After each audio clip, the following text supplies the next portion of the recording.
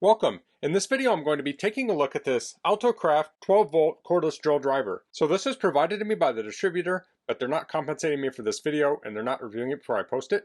If you find this video helpful and you want to purchase one of these, I'll put a link to it in the description on Amazon. If you use that link, it helps me out a little bit and doesn't cost you anything extra. So this is a 12V drill. It uses lithium-ion batteries, has a 3/8 inch chuck. It's a keyless chuck. Has 20+1 torque setting, built-in LED, power indicator on the machine body. On the side here we have some specs. Voltage is 12 volts max, no load speed is 0 to 400 or 0 to 1300 RPM. The chuck size is 3/8 or 10 millimeter. Chuck type is keyless. Then we have some specs on the side. It's similar to what we've already covered, but we do have the no load speed of 0 to 400 or 0 to 1300 RPM, and then some other things there. And we also see similar things in the back. So let's get this open. So here we have the drill. We have a charger. We have some bits. Here's the charger power supply. Output on this is 14.4 volts at 400 milliamps. So let's get this charging. I'll pull the battery out. I'll just squeeze on these green rubber parts here. I'll place this in the charger. It's keyed, so there are little lines here that line up here. That goes in like so. I'll plug the power adapter in here, and then I'll plug it into power. Okay, so while that's charging, let's take a look at the manual. So here we have safety instructions, and you'll want to read through this on your own. I'm just doing a quick overview of it. This here shows the key components of it, and I'll go over those. This talks about how to use it. This is using the trigger and the lock, the forward, reverse. This talks about charging it. Here's a little tip. After you use the battery, it could get hot, and you should let it cool down before you charge it. And here we have a diagram of the parts on it, and the names. So let's look at the drill. So this is a 12V drill. I would call this kind of a compact drill, since the battery goes into the handle and doesn't have the big square battery on it. So it's a hard plastic here. This is a rubberized plastic here. It's hard plastic on the trigger, except for the front is rubberized. LED light here. We have that keyless chuck. Here's our clutch. It's on the drill mode right now. We can rotate this from 1 to 20. Okay, we have rubber here, like if you set it down to pat it. On the top, we have the gears. So we have high and low. So those are the different RPM ratings. So I'm guessing the low is the 0 to 400 and the high is 0 to 1300. I'm guessing some people will understand what that is, but if you're not familiar, high is the faster speed, low is the lower speed, but the low has the higher torque. So if you're drilling holes, a lot of times you want the high mode, the faster speed mode, and if you're putting in screws and such, you want the lower mode. Or if you have larger drill bits, you might want the lower mode. Then here we have the reverse. So you can press this in to go forward and back. Now, it's all the way over on one side. I can press the trigger in all the way. If I move this to the middle, so it's not to one side or the other, that will also lock the trigger. So it's not perfectly safe. You can't hand that to a child. They could always push the button, but makes it a little safer. So let's take a quick look at the bits it comes with. It comes with a 1/4 inch bit extender, and it comes with a variety of bits. So the bits will fit into there. So typically you'll chuck this up in the drill, and then you can swap your bits in and out. So these are the bits it comes with. We have a, looks like number 2 Phillips, number 1 Phillips, posit drive, and 2 straight bits. And it also comes with some drill bits. It looks like 2 to 6 millimeter. So to use the keyless chuck, we can take, say, our bit extension here. We'll tighten it up. Oh, it's too tight. I'll back it off. I'll stick this in here. And I'll tighten it down like so. So now that's tight in there. I can insert a bit like that, and we're good to go. So I'm going to let the battery charge up and then we'll demonstrate this. Okay, I have a piece of wood here to test the drill on. This is 1¼ inch thick oak. So I'll take the drill bit, I'll put it in the keyless chuck, I'll tighten it down. I have the clutch on the drill mode. I'll switch it to the high speed.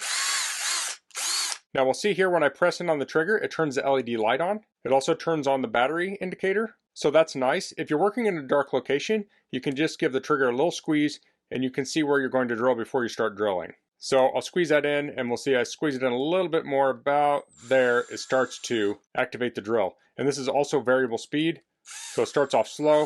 If I bring it in all the way, it will speed it up all the way. It also shuts off immediately when I let go of the trigger. So let's try drilling a hole here.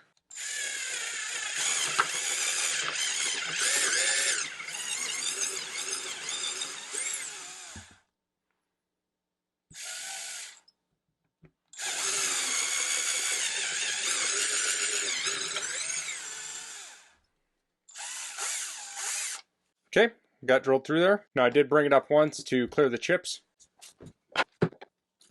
Now I could have probably drilled that faster. I'm just trying to minimize the mess because I'm on my bench here. I didn't want to drag my camera into my workshop right now. So that worked out very nicely. So now to remove this, I'll just loosen the chuck. The bit will come right out. Here I have a screw. Now these can sometimes go in without drilling, but you always want to pre-drill oak so you don't split it. So I'll just find a drill bit that kind of matches the center of the shaft. So I'll try this one. Oh, and I do want to mention, I missed this earlier, it does have a 1mm drill bit. So I'll put this in here. So I'll kind of hold on the end and I'll just pulse this a little bit to make it a little smaller. Okay, now I have it close. I can tighten it down. There we go. So I'll drill a hole here.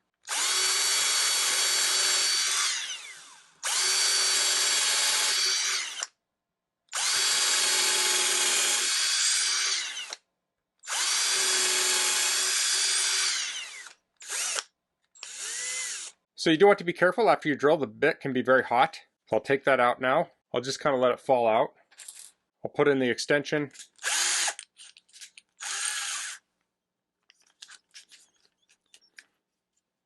I'll switch it over to low mode. This is a number 2 Phillips, so I'll put a number 2 Phillips there. Put the screw in here, and we'll drive it.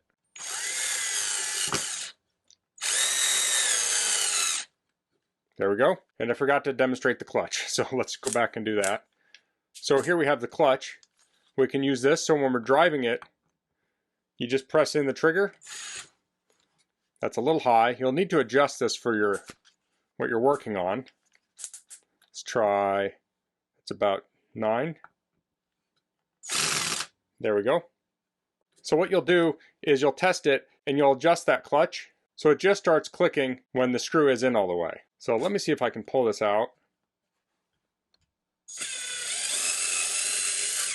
a little tricky to do with a camera in front of me, but that's what I'm here for. So let's try this on 9.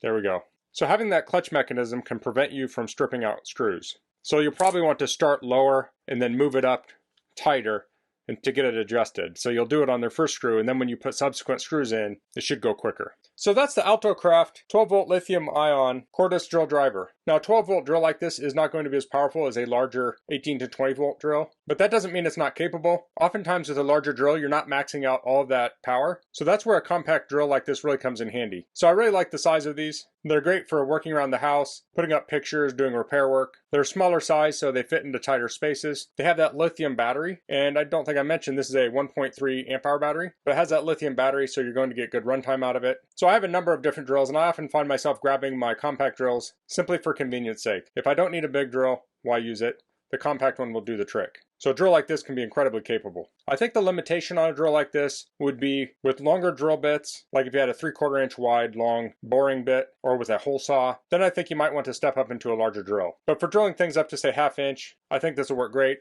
And it also works great as a driver. And this can work great as a second drill too. So if you have a full-size drill and you're looking for a second drill, I think a 12V is a great option. So then you can drill holes with one drill and drive with the other without having to swap bits all the time. So some people I think would add this as a second drill, but for a lot of people I think this would even meet their needs as their only drill. So that's all I'm going to cover in this video. If you have any questions, please leave them in the comments. If you like this video, please click like. If you haven't subscribed to my channel, I'd appreciate if you could do that. And thanks for watching. Until next time, goodbye.